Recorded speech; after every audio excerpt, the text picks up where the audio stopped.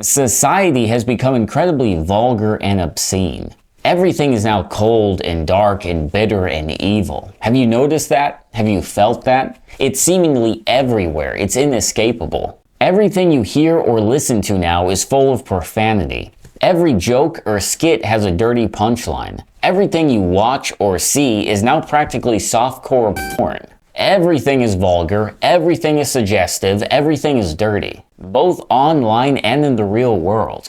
TV shows, movies, media posts, social media posts, advertisements, even just out in public with billboards or how people act, speak, and dress these days. I watch a fair amount of YouTube, as I'm sure you do as well, and I don't watch anything particularly crass or dirty, right? But like political videos or psychology videos or random documentaries.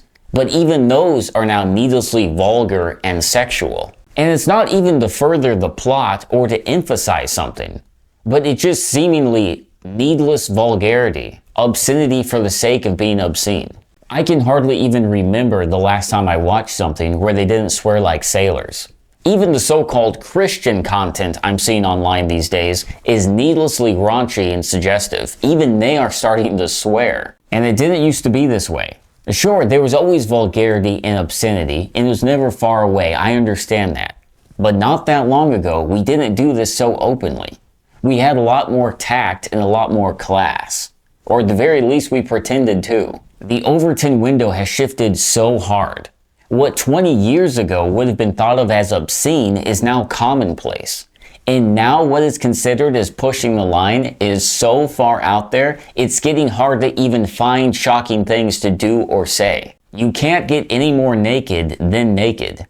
And there's only so many swear words in the English language. Now, usually when I point this out, someone responds with something like, "Oh, you're some pious goody two-shoes, huh? Well, this isn't the 1800s anymore, so how about you grow up and get over it?" And to a certain extent, I understand the argument they're trying to make, because everyone is sick of coddling to people who are far too easily offended.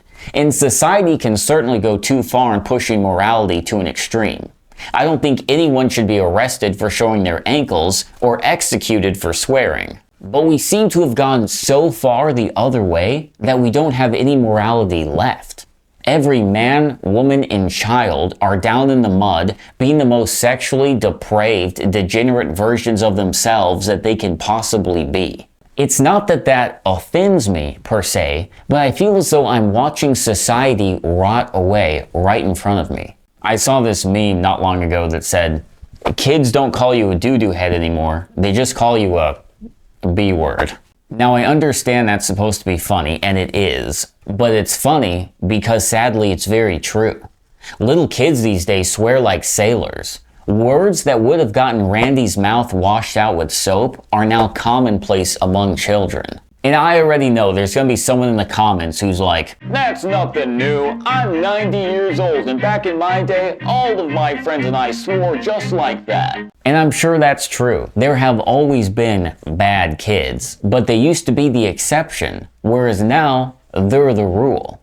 But that shouldn't be a shock to anyone, because kids reflect the world around them, and the world around them is corrupt. That's not good for a society, and it's certainly not good for an individual. A society's soul thrives on morality, right and wrong, good and bad. And once those things begin to blur or fade away, your society begins to die. And I think we can all clearly see that. Art seems to have utterly died. Every movie being made is either a remake or a sequel. Fashion now is whatever was popular 20 years ago. And our music today is an utter mess. Does society feel like it's happy and thriving? Do people seem to be doing well? Every time you go out into public or to stores or even just drive on the highway, everyone seems cold, bitter, and angry, don't they? They don't know you. In fact, they've never even met you, and yet for some reason they seem to hate you. If you say hello, they ignore you. If you wave at them, they give you a dirty look. If you're standing in their way, they don't say excuse me, they just push right past you. It's so odd, but even just going to the store these days feels like some kind of aggressive free-for-all. Like every man for himself, only the strong will survive. It's them versus me. There is no more humanity, There is certainly no love. And similarly, violence is on the rise. Every single day you hear about horrific things, like some road rage incident that ended with somebody's murder, or some mass shooting that's going on somewhere. Now, am I trying to suggest that us swearing has caused mass shootings? No, I am certainly not. But I am saying that both of those things are symptoms of a dying society. A society that no longer has any empathy or any love. And you know what's crazy? Even though I recognize this, I feel myself becoming colder and more bitter. I feel myself going out into public and feeling all the hostilities and myself becoming hostile. And so what gives? What caused all of this in the first place?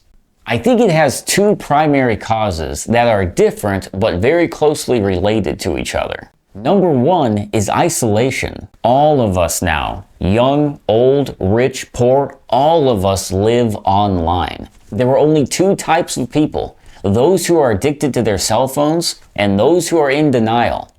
Don't believe me? Turn off your Wi-Fi and see how long it takes you to start to lose your mind. The internet has become our lives. We chat online, we hang out online, we keep up with our friends online, we shop online, we get our entertainment online, and everything else. All of which used to be things we did in person with other people. We no longer know our neighbors. We don't even know our friends. And most people don't even seem to realize that. It's like some kind of psychological trick. Because you see and hear people every day on your phone, and on some level you seem to think you're having some kind of connection, but you're not. The truth is, you are completely alone. Which brings us to the second cause of all this, division. Almost all media is trying to convince you that not only are you alone, but everyone hates you and everyone is out to get you. Your neighbors aren't your neighbors, they're your opponents. Your friends are probably plotting behind your back right now, trying to ruin your life. You know that guy you met today who seems really nice? Probably a serial killer.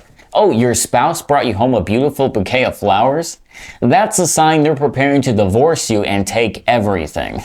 Oh, and by the way, AI is going to replace your job in 6 months. Oops. Everyone is evil, everyone is out to get you, everyone is the enemy. If you don't strike first, they will. They are coming for you as we speak.